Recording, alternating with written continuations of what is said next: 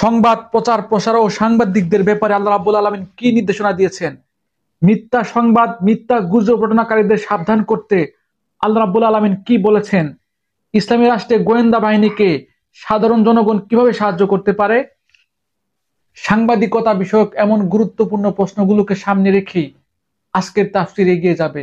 ধৈর্য ধরে সম্পূর্ণ ভিডিওটি দেখুন। আপনি যদি চান কোরআনের আলো কোরআনের সৌন্দর্য সবার কাছে ছড়িয়ে যাক, তবে ভিডিওতে লাইক দিবেন, কমেন্ট করবেন এবং চ্যানেলটি সাবস্ক্রাইব করে পাশে থাকবেন। স্বাগতম মহাগ্রন্থ আল কোরআনের ধারাবাহিক তাফসিরে।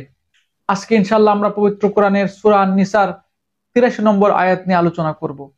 এই আয়াতে মহান আল্লাহ রাব্বুল আলামিন বলেন, ওয়াইজা, আর যখন জাআহুম আমরুম মিনাল আমনি, কোন নিরাপত্তা বিষয়ক সংবাদ তাদের কাছে আসে, আউল খাউফি, অথবা ভয়ের কোন সংবাদ আসে, আযাউ বিহি, তখন তা তারা নির্বিচারে জনগণের কাছে পৌঁছে দেয়, প্রচার করে ফেলে। ওয়ালাউ রাদ্দুহু ইলার রাসূলি, অথচ তাদের উচিত ছিল তাদের রাসূলকে জানানো।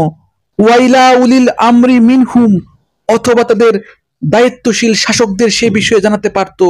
লা আলিমাহুল্লাযিনা ইয়াস্তানবিতুনাহু মিনহুম, যা সেই বিষয়টি সম্পর্কে তথ্য অনুসন্ধান করে বিস্তারিত জেনে নিতে পারত।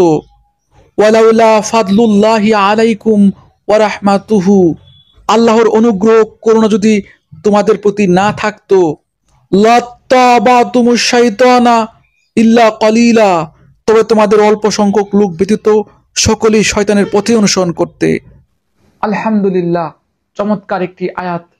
এই আয়াতে আল্লাহ রাব্বুল আলামিন আমাদেরকে বলেছেন, রাষ্ট্রের ঝুঁকি ও নিরাপত্তা বিষয়ক কোনো তথ্য বা কোনো গোয়েন্দা তথ্য, কোনো ভয়ের তথ্য কিংবা রাষ্ট্রের জন্য ক্ষতিকর বা মঙ্গলজনক তথ্য বা ঘটনা যদি আমাদের সামনে আসে, তবে আমাদের উচিত হবে না এগুলো যাকে তাকে ঢালাওভাবে বলে দেয়া বা প্রচার করে দেয়া।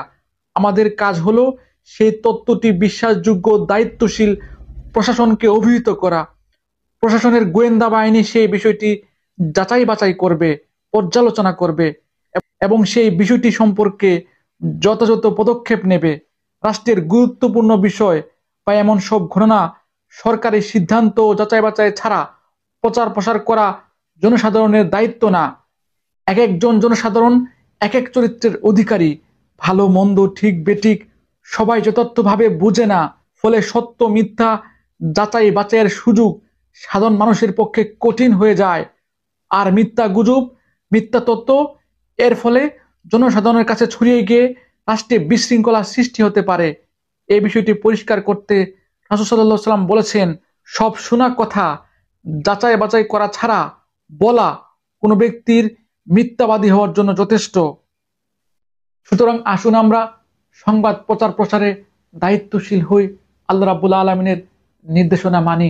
আল্লাহ রাব্বুল আলামিনের নির্দেশনা মানলে আমাদের নিজেদের জন্য, আমাদের রাষ্ট্রের জন্য আল্লাহর এই নির্দেশনা কল্যাণজনক হবে। আল্লাহ রাব্বুল আলামিন আমাকে সহ আপনাদের সবাইকে আজকের আলোচ্য আয়াতটির শিক্ষা ধারণ করার, লালন করার তৌফিক দান করুন। এই প্রত্যাশা যেখানে শেষ করছি। ধন্যবাদ।